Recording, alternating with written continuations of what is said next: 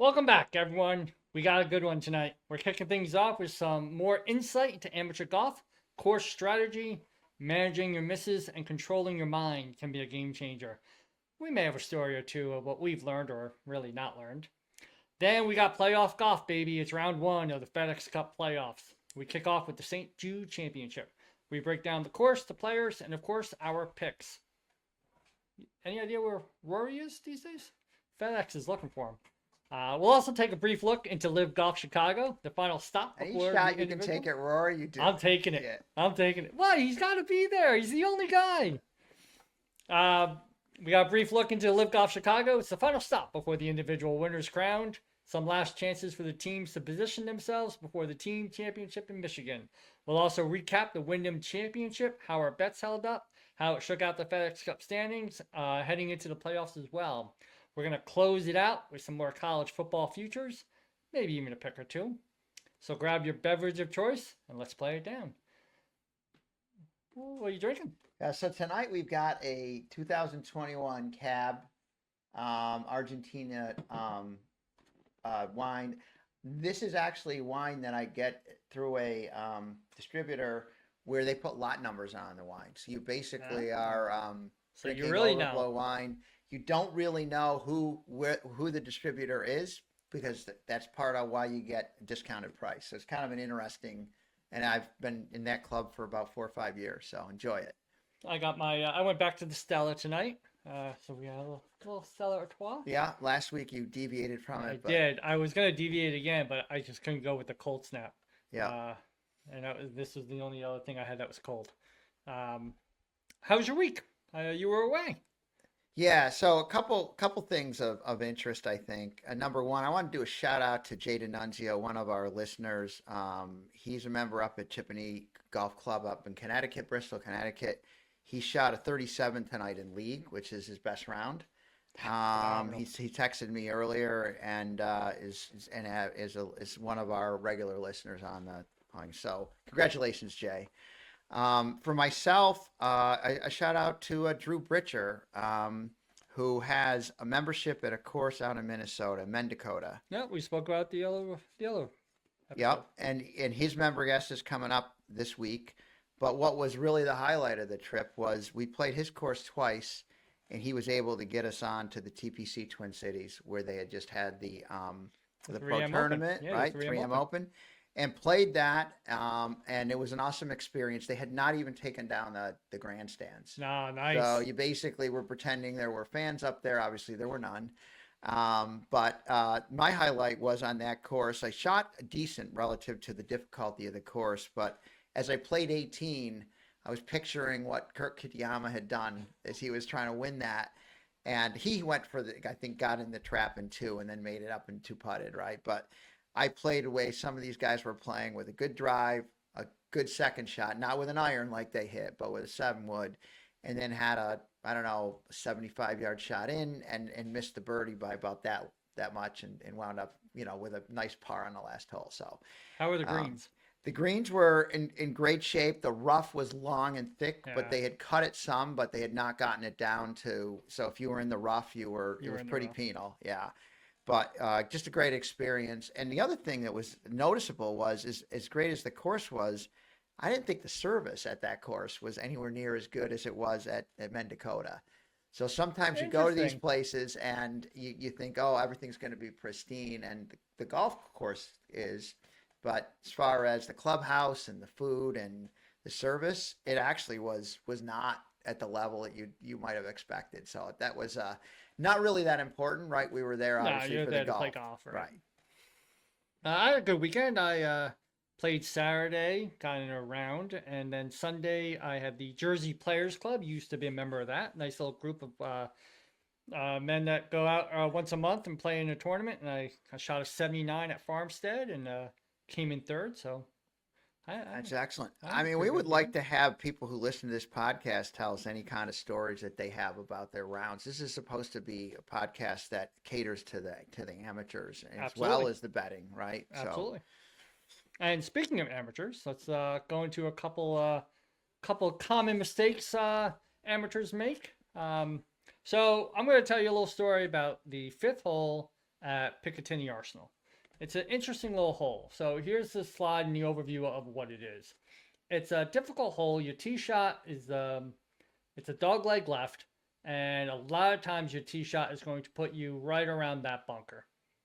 But if you hit a good tee shot, you can be anywhere around 155 to, in all reality, about 140 yards into a green. So what I was playing with a gentleman on Friday, and we both hit our tee shots. He bombs his.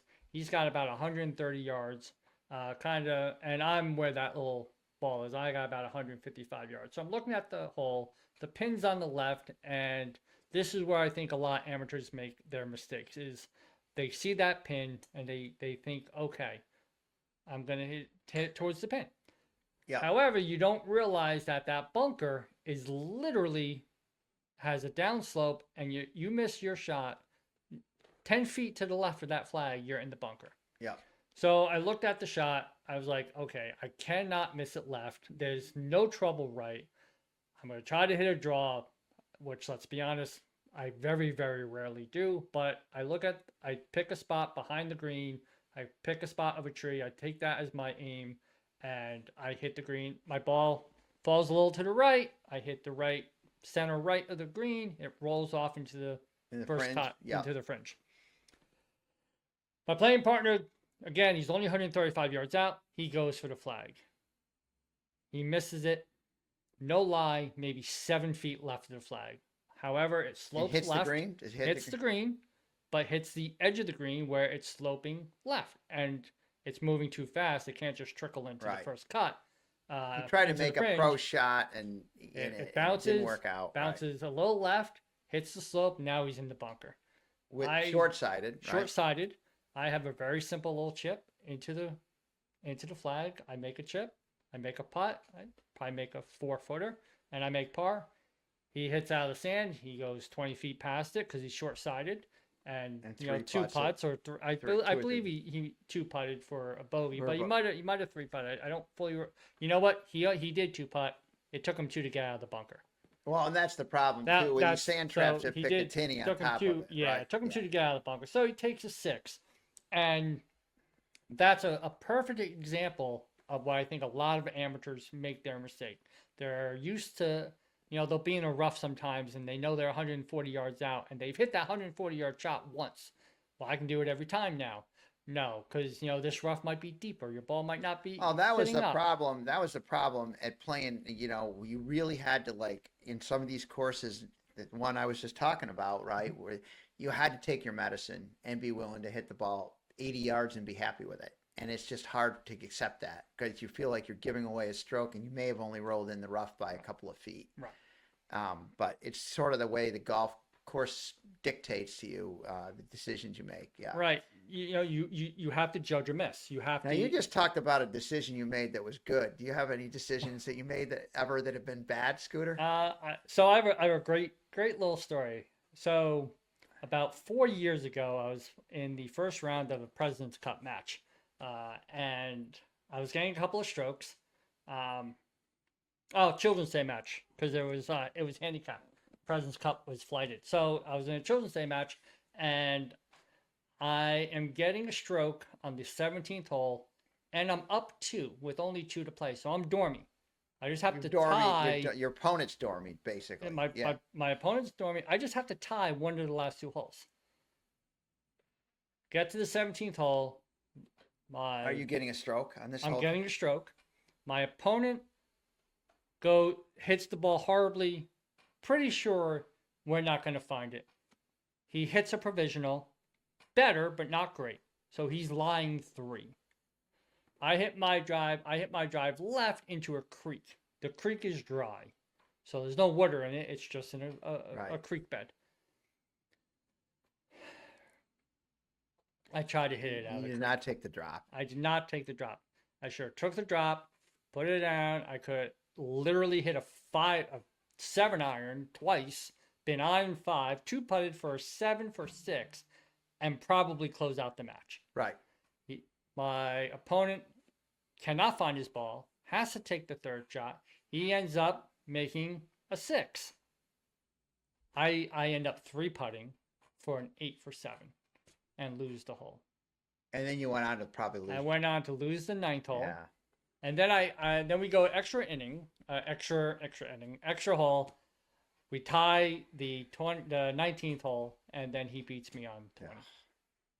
I mean, I've lost far too many matches on the 19th hole. So a couple quick things that I think also affect you, and then we can move on, is the mental thought process can sometimes freeze you, right? So we have a hole at Mount Tabor, and it's the first hole. It's 255 yards, and there's a huge tree that almost goes, I would say, halfway across the fairway, and it's tall. Oh, easily halfway right across. Yeah. And the only way that you can really avoid that tree is you have to yank it left, and you potentially get in some trouble. You got to go low with it or short of the tree and roll it, or you got to go over it, right? Over it. And I got burned so many. Going over, to give some context here, it's at the tree's 150 yards from the tee box. Probably with the growth of it now, probably close at 160, and you got to be very high. You got to be high shot, right? Yeah. You really have to hit, and it's hard to hit an iron up over that tree because it has a back end to it, right? So I got, I said, well, the right club to hit is an iron, and for years I hit an iron, and I started to feel like when I get on that first tee, I would push the ball and it can go out of bounds, right? I mean, if you push the ball on that hole along that cart path, there's stakes right there, it goes out of bounds, and it's a mental thing. And I said, I'm done hitting an iron, and I just started hitting a driver. And the driver keeps clipping the tree, no matter how good I hit it.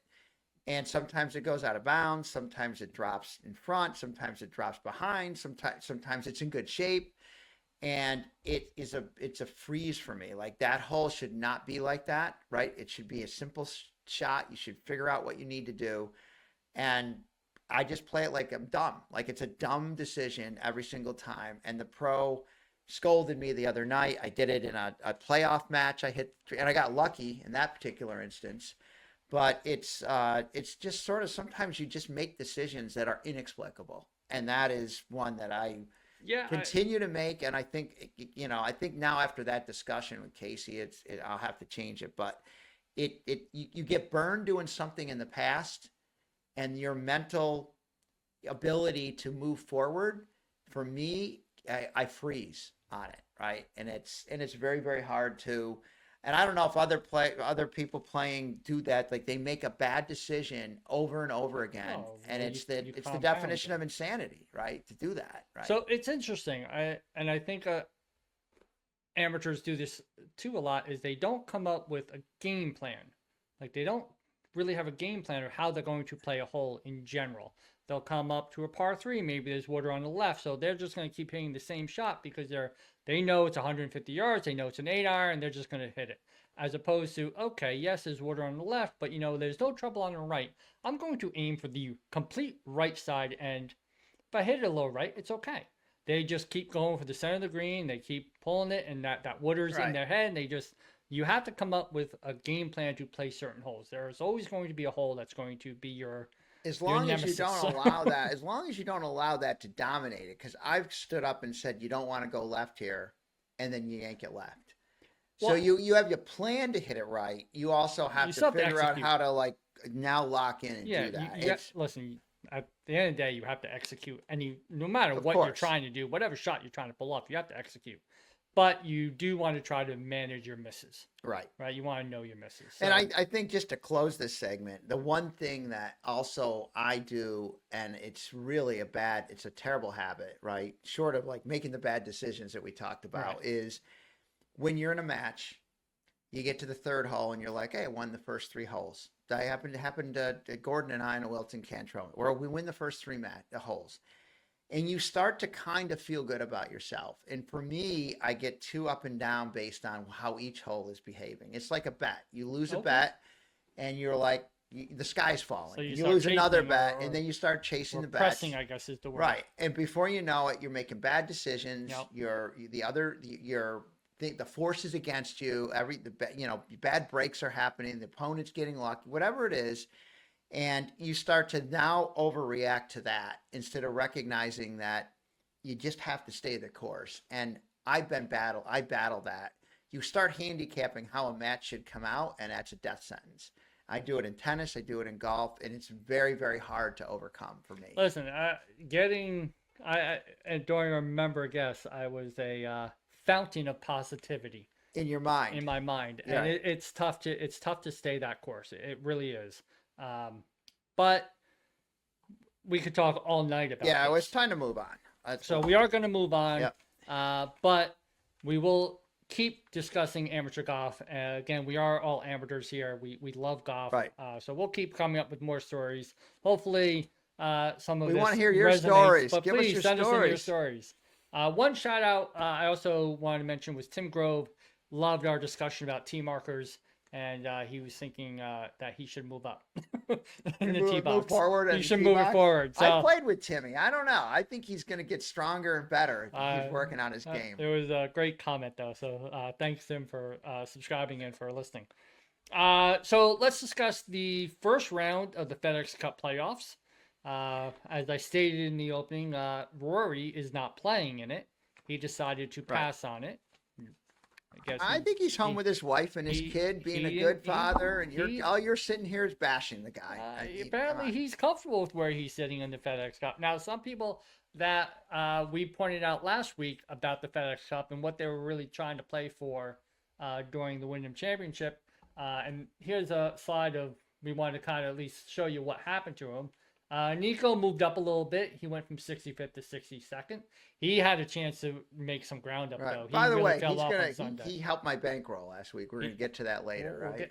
Not to brag. He did not help mine. I happened to miss the cut. Yeah, clearly he didn't. That was misguided on your part. But that's okay. And I will say, you did point that out, that it was misguided. Grillo is still okay. He did move down a slot, but he is still in the St. Jude, as well as Cam Davis. He moved down 2 slots, but he's still in it. Patrick moved up 5, so he bettered his position a little bit. Right. However, Ben on. How much does that suck to get to be in that 69th position and then just have that slight, these other guys pass you and you don't get to play? And it was great watching Matty Schmidt because obviously during the tournament they show you where they're projected to be. Did he have to make a putt at the end or something? He bounced around. He was never really high, but he was never low. It would be 70, 71. Oh my goodness.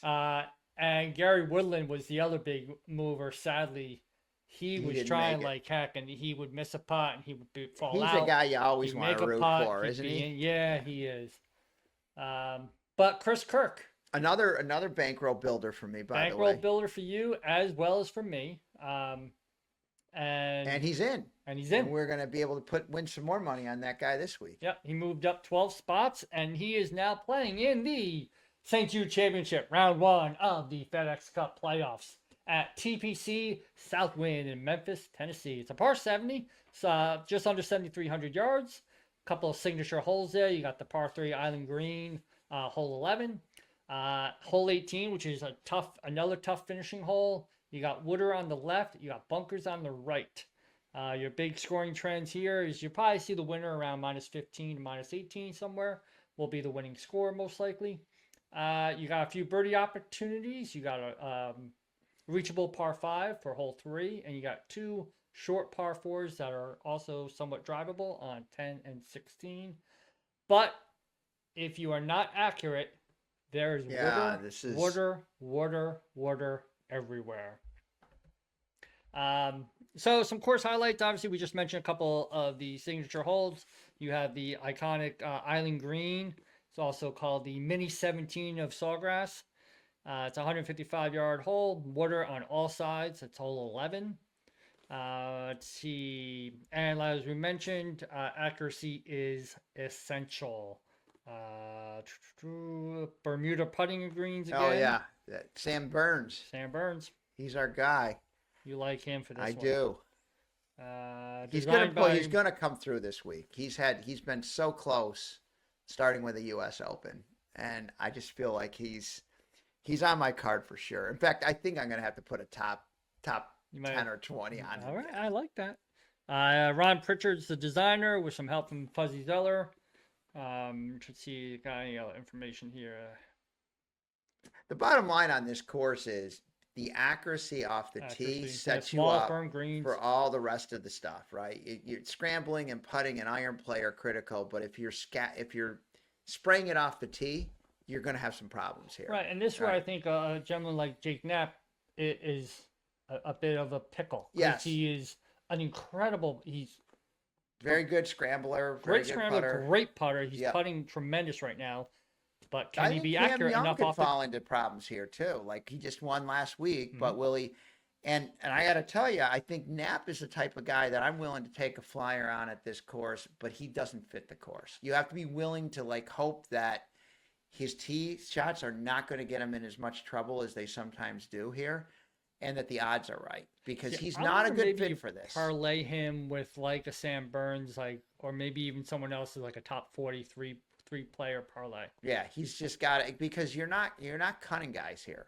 No. Right. So what can happen is you can have a bad day, and you may be able to overcome it. Mm-hmm. Right. If there were cuts, then I'd be more worried about a guy like Knapp. But anyway. So then we also have, we got LIV Golf. We got LIV Golf Chicago. All right. Yep. It's highlight of the week, Scooter. I'm gonna let that one slide. It's at Rich Harvest Firms in Sugar Grove, Illinois. It is a par 72. It's long. That is long. 7,700 yards. A few signature holes. You got the Devil's Elbow of hole 4. Amen Holy Stone, which is a par 3, hole 14. Hole 8 is the Cottage, and hole 16 is Beauty and the Beast. By the way, I'm drinking wine as you're talking about this. I did notice that. It's like I mentioned the word live, and you start drinking. In fact, I might have to pour myself some more. It's got bent grass greens, greens and fairway. Rough is fescue. It's nicknamed the Augusta of the Midwest due to its multiple tee box locations and possible pin positions. Did you say there was only 50 members at this course? That's what I saw online. It's ultra private. Somebody's got to prove. I mean, that's crazy. Yeah. 50 members. I wonder if the service in the clubhouse is better than it was at Sawgrass, Twin Cities. I don't know. Be. I would hope. You mean Southwinds? TPC Southwinds. Yeah. John Rahm won it last year. No, I mean TPC's Twin Cities where I played. Yeah, Remember I said the service was not that good. Right. So John Rahm won it last year. Now, this is not the individual championship. However, if Waco Neiman does win, he would make it mathematically impossible not to be the season winner. He's earned it. He has. The thing is, when I bet on that guy, when he gets to a major, he stinks. Like I don't know what there is about that guy. He's still only 26. I do think people are still not realizing that he's still relatively young. He's on my list, Scooter, of someone I'm not going to put any more money on anymore because he just keeps disappointing me week after week. Even though I know you won in the LIV Tour event. Yeah, I had a future bet. Show me something at the majors. I had a future bet on him this year to win a major, and it's not going to pay off. No, since you're all $0. I got 0 on that one. Sean O'Leary would say that's a bad bet. Well, it felt good at the time. So we got team championship. They're setting up their positions for the team championship, which will be in Michigan. Can't wait for that. I know. So here are our picks for the 2 tournaments. I'll go first. To win, I'm throwing some money on Henley at plus or 30 to 1. I'm taking another ride with JT Poston since he cashed for me last week. I'm done with that guy. He paid off for me. 60 to 1. Corey Connors at 40 to 1. And then I got Matt Fitzpatrick at 28 to 1. Then I have a couple of top 10s. I have Xander Schauffele plus 140 and Aaron Ray at plus 240. Again, I just love Ray. Yeah. He just keeps adding money to my kind of delivering. my bankroll. Yeah. And I was looking at my model that I built, and Justin Rose looked like there was some value there. Yeah, well, probably because he's accurate off the tee, right? Yeah. So he was a little bit down. I could have put him top 10, but I took a little less. I might get sucked into doing a top 10 on him because I probably get Kirk-like odds on that. You it's probably 7 to 1, will. right? You probably will. Yeah. So I did take Justin Rose top 20. For my LIV Chicago, I'll probably pick a winner and I'll throw that on Instagram. But right now, So I picked Ian Poulter and Brooks Is Koepka. there any better handicapper of LIV Golf than you? I don't think there is. I mean, you've been nailing. You've been hit Reed. You hit Neiman. I'm hitting a few. Anybody? People should be paying attention to you. They can build their accounts on this. They can. But Poulter's an interesting little flyer here. So Ian Poulter is right now in the drop zone. And for those that don't know, in LIV, you don't have cuts. He's a U.S. favorite, isn't he, Ian Poulter? No, he is not. In LIV, you have a drop zone, an open zone, and a contracted zone where your contract is renewed for the following year. If you're below, I believe it is 40, you are in the drop zone. If you're in the drop zone, you're dropped from the league. Your contract is expired. You're done. You're out. He's in the drop zone right now, and he is the captain of the Majestics. There's so got to be no tear shed if that guy gets dropped, and he won't get back on the tour either. So no, he will not. He'll be on the DP World Tour though. They like LIV Golf. And Brooks Koepka is kind of in the same boat. Well, he's not in the boat for a drop zone. He's in the boat of he wants to be on the Ryder Cup, and I think he needs to have some stronger showings and LIV to make it a chance to make it. Yeah. At least make Keegan Bradley think about it. He's had a little bit of a tough run. And he has not had a great year. Other than what major did he do okay in? Was it the Open? Nah, I don't know. I got sucked into taking him a little bit. I don't think he did great. He made the cut. Not the Open. He made the cut. Wasn't the Open. What was before? The US Open. He did well in the US Open. Well, he kind of did, but I felt like he was in the mix for a while and kind of fell off. Yeah. So those are my picks. Again, I will post them on Instagram, so please follow us there, as well as the matchup bets that I will probably throw up there. I had a phenomenal matchup bet last week. Yeah. So on my bet slip, I've got primarily I just went after winners. I just like the long odds, right? And I hit some of these early, and this last week I hit some top X plays, which is good enough to offset these. So these are the guys. So Chris Kirk, accurate off the tee, great performance last week, as you showed. He went up from 73rd to 61st in the. So he's got, if he has another good week, he could get into that top 50. Yep, right? That's. I like his fit on the course. I like the way he's playing. The guy has really turned his life around. He's a good. For me, he's a guy I really root for, and I think he's kind of a fit on the course and a fit in the way he's playing. So at 100-1, I took a shot at him. Jake Knapp, we've already talked about him. He's a bad fit on this course. We're just going to go out and say it. He's a bad fit. And I'm being contrarian here because he's playing well. He's 66-1, which I felt was a little bit long for a golfer that playing like he is, right? I mean, some of these other guys that are at 30-1, I don't think they're warranting the odds that they're getting. I might take a flyer on Knapp. I threw him in there as a top 5 at 9-1, right? Like if he has a good tournament. He wouldn't. It was not going to hurt him to play well here to get himself elevated to try to get into that top 30 to get to the final week. So he's probably the worst fit, but I really like the odds. Now these other guys on here do fit the course well. Fitzpatrick is a good scrambler. He's a good putter. He's good around the greens. I think the odds are a little light on him, and I've been dropping. I got 28-1. It's hard to get that now. I don't think that's that available. Daniel Berger at 50-1 is a two-time champion. He's bringing his game around. He hits good iron. He has good iron play. He's a guy that kind of annoys me at times. Like I think he's always falls short of what I would like. And I've been burned a few times putting him in and having him sort of collapse. But at 50-1 and the fit on the course and a two-time champion, I had to take a shot at him. Burns, we talked about. Bermuda Burns. Yep. Got to have a putter. I say O'Leary's a top 5 putter at Tabor. Burns is a top 1 putter on the tour. Which do you take? You take O'Leary or you take Burns? I'd probably go with Burns for money. So 40-1 on him. Matsuyama, 40-1. He's won the tournament last year. So maybe it's a little bit of recency bias here because I don't know. He's playing great.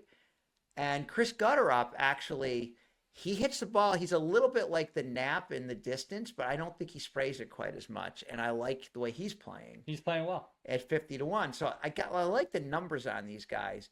And then I have to go back and try to honor Chris Kirk after him paying me off last week. Top 10. Last week it was 7-1. This week it's 550-1. But remember, there's only 70 guys in this thing. That's it.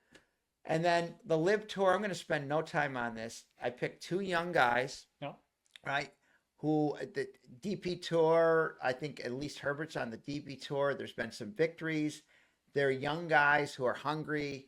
You give me 27-1 and 50-1 on guys to polish off players like Neiman and Rahm in a tournament like this, where you're calling it the Masters of LIV Golf. Give me 50-1. No, give me 27. I'm not saying it's the Masters. I'm saying it's the nickname the course has. All right. But I will say I like the pre-pick at 27-1. I think the Herbert's obviously a long shot. 50-1, Scooter. It's 50-1. Yeah. Right. It's funny. I totally skipped over Corey Connors and Matt Fitzpatrick. I also have them. Corey Connors at 40-1. And again, this was just I ran a model. I think you might have mentioned Connors. I mean, he's somebody that I bet on a lot. Yeah. And you don't. I'll be bummed if he wins, but not for you. But because I have bet him and I like the way he has great iron play. And I don't know about his putting so much, but he's pretty accurate off the tees, not super long. Putting is iron. Might be his challenge for. But you get 40-1. I'm tempted to follow you on that. The problem is I like to limit myself to about 6 guys. Yeah.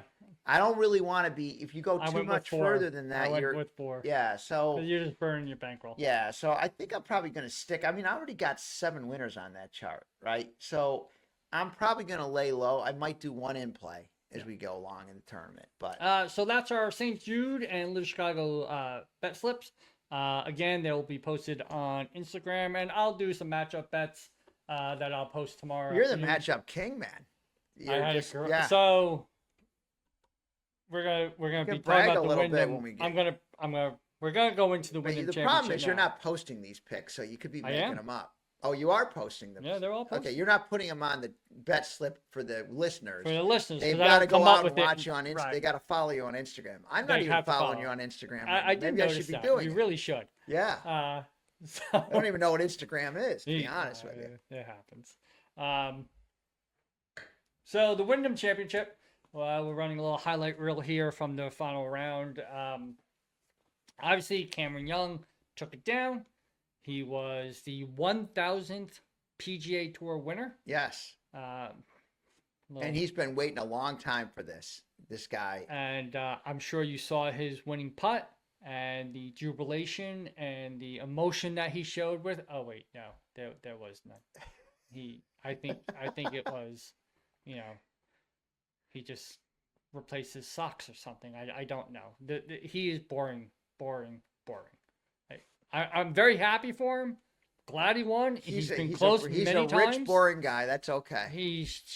There's not much excitement. You want him breaking clubs and throwing shit and making everything like, dramatic. Well, listen, you have the Tiger fist pump and then you have the Cameron Young smirk. I mean, it just is what it is.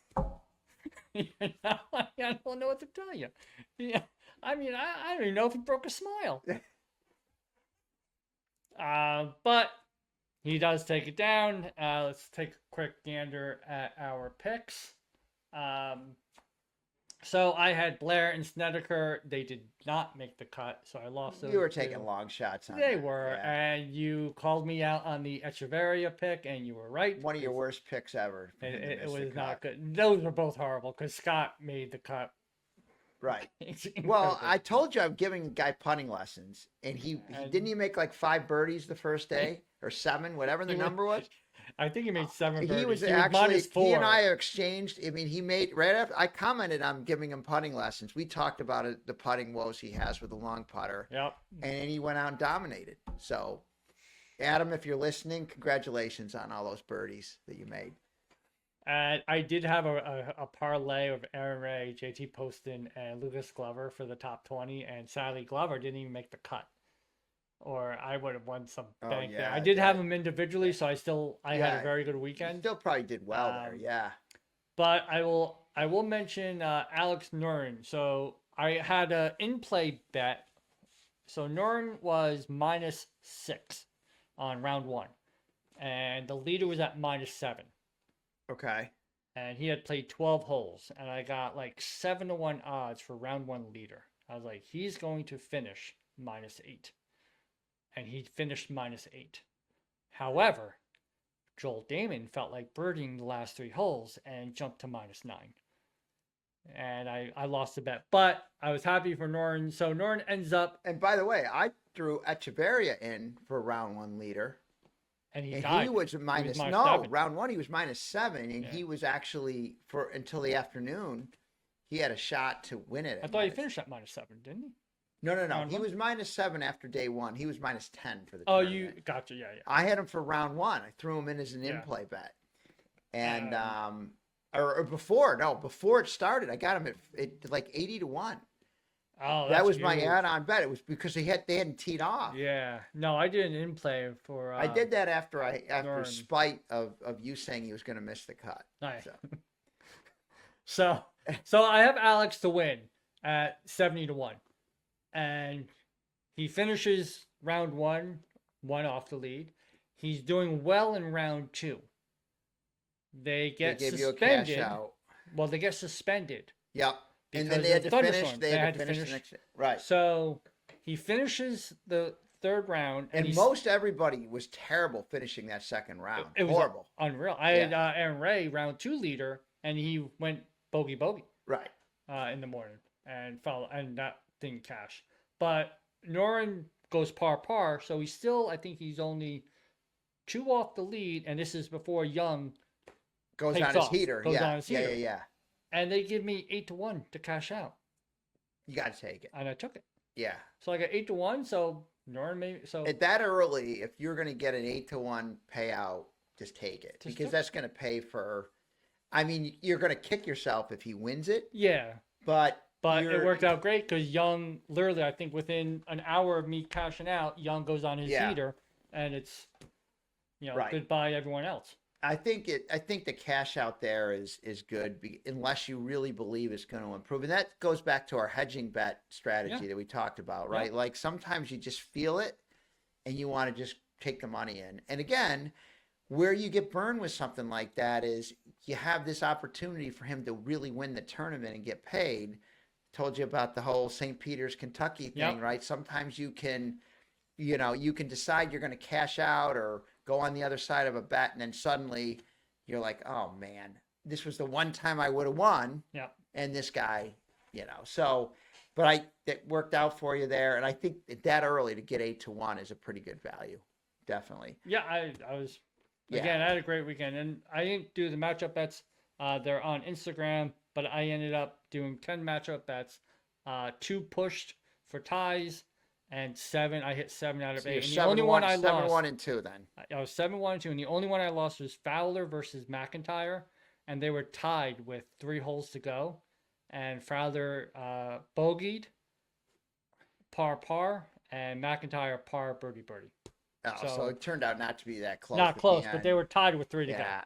So I was hoping to get a push out of that one, but that was my only loss. So very good weekend for me. And speaking of betting, Yeah, so Turn our attention to we've college had football? a lot of like only 2 check marks, but just to focus on them at 7-1 on Kirk and 3-1 on Nico, they paid dividends over all those winner losses, right? yeah, because because what again, you're not doing full units on the winners no, anyway. the winners are not full units. You're betting more on the top 10 and top 20, and then you're getting juiced for 7-1 odds and 3-1 odds, Yeah. right? So this was a very profitable weekend. I was actually golfing right in Minnesota Mhm. and not paying a lot of attention to what was happening here. Kirk was a pretty slam dunk, right? He tied for 5th. Nico went from being second, 3 strokes ahead on Sunday, and I've like had that in the bank, and he winds up tied for 19th. Yeah. And slips into Well, that it's by like 1 spot. my last week with Akshay, and he fell out of it, and he That was horrible. I mean, Horrible. the thing with golf is we've already talked about the mental part of the game is when things go sideways for you. He was +5 on Sunday and went from -15 to -10. And had he played one more hole, I don't think I cash. right. I mean, he was as long as he was going to get into the top 70 at that point, it wouldn't have mattered what he did at the end. So that was an awful finish, but it's still a lucrative payday. Yep. And just looking real quick, the ones that were sort of in the mix at various points besides Nico, Kirk had some chance at some point, and so did Im. I had actually at 4.5 to 1 to be top 10, and he was second after Friday, and he did. I know why you burned him off your bankroll now, because he just blows up, and he was. My brother and I watched this at the U.S. Open. When he just shuts down, there's no stopping the fall. And Siwoo Kim had a horrible tournament. That was surprising. He may need to listen to this podcast on the mental part of the game. He does. Yeah. We got Bibles worth of Adam Scott's taking golfing lessons. We've got a lot going on here. So those are our bets. We're gonna move over to another round of college football futures. This one's on Tom. He did a little bit more research. Yeah. So what you looking at? Right. So I don't have anything. We don't have anything in the bet tickets, right? But we posted last week Baylor for the Big 12 at 7 to 1, and SMU in the ACC at 8.5 to 1. Now I started getting intrigued by Louisville as well, but again, what I'm looking for is a value play, right? So my son just texted me tonight. He's like, "Can you put something in on Boston Celtics under? If they're 41 or higher, I want the under for the season bet. Tatum's out. Yeah. They traded all these players away, right? They've got Derek White. They still got Brown, but they're really it almost feels like a season where they're just going to reset, right? And I found 43.5 wins. So I put the money on the Celtics under for the season. I just got that locked. Now, if others start to they tend to follow this podcast, right? Right. So now I already put the under 43.5 in for them. Shift. So that's not college football, but the point really is that sometimes you try to find the value of something that's there, and it digs at you, and you say, I've got to do that under 43.5. So that's just a side thing that on the Celtics and the NBA. So that's a play that we were going to track, that just like we track sort of that long shot on the Hawks that all the value got sucked out after I put that play out. Again, people are listening. Yeah. Now, Baylor and SMU. Now, what I did, so I have a couple sources that we talked about. Phil Steele's magazine, awesome magazine. The other thing is the Vegas Stats and Information Network, which is a Sirius. It has a channel on Sirius. It has a lot of really top-notch handicappers, and these guys put out some great publications, right? And when you're deciding what you're going to bet on, you don't want to just follow what everybody says. You want to kind of assess all the data, like what does Phil Steele say? Mm-hmm. What did the guys at VEASAN say? What do I think? What do I think? All those different names up there and what they're thinking. And what they're thinking. So you get that data, but then you might do some other research, right? You validate everything they said because you're putting your hard-earned money on this. And the two things that are sort of eating away at me is I went into we already talked about the ACC champ and the Big 12 champ, mm-hmm. right? The season win totals, all the value seems to be sucked out of it. The national championship is a way to think about it. But I looked at SEC champion, right? And there's two teams that are eating at me, Oklahoma and Florida, right? Now Oklahoma has they have a lot of guys coming back. They got a quarterback through the portal. They are 28 to 1 to win the SEC. Their win total is 6.5 games, but it's juiced to minus 180, which means they set that at 6.5 and everyone's taking that over, right? So that's bad value, right? Unless I do an alternate win total of 7.5 or 8.5, I'm not going to get good value on that particular win total. And it's hard to find alternate. But if they're really going to be good, and I want to put a little bit of money on a couple of teams in the SEC to maybe win the SEC, you got teams like Texas, Arch Manning, unproven quarterback. Everybody thinks he could be a Heisman Trophy. He could be a flop, right? I mean, I don't think he's a flop. No, but I'm definitely not be. What I'm saying is, I don't think he's going to be. Right. But some of these teams have quarterbacks like Florida does that have been established Yes. and are. So the things I think I'm going to be putting in is long shots on Oklahoma and Florida to win the SEC. Right now, I can get 18-1 and 28-1 on those teams. If I go down to get them to win to just get into the college football playoffs, they're like 5 and 4-1. Oh wow. And I'm like, you're going to take 2 to 4 teams out of the SEC. I don't want to sacrifice that much value. Yes, they might be second and get in, and I'm not going to pay on the 28-1 on Oklahoma, and I would have if I'd bet them at 5-1, 4-1. but I don't really like that value. If their team is going to be a little bit of an outlier, I'm just going to take them for, I'm going to take them for more of that long shot and get some juice on it. Okay. So whatever you do, we will post on Instagram. Yeah. So I'm thinking right now, the thoughts right now are Oklahoma and Florida as teams to consider for either an alternate win total or to win outright the SEC. Not necessarily to get to the college football championship. Now, you could bet them to win the whole thing and get great odds. Yeah. But now they've got to get in that tournament and then get through, and navigate get through. Right. Get through the. So I'm trying to just find value right now in these futures plays, and eventually I'll try to find value. Like you posted some of your win totals. I think the problem is some of your win totals last week were emotional plays. Like I don't like Belichick, so I'm gonna bet under. Oh, you're 100%. hoping he sucks. Yeah. Right. 100%.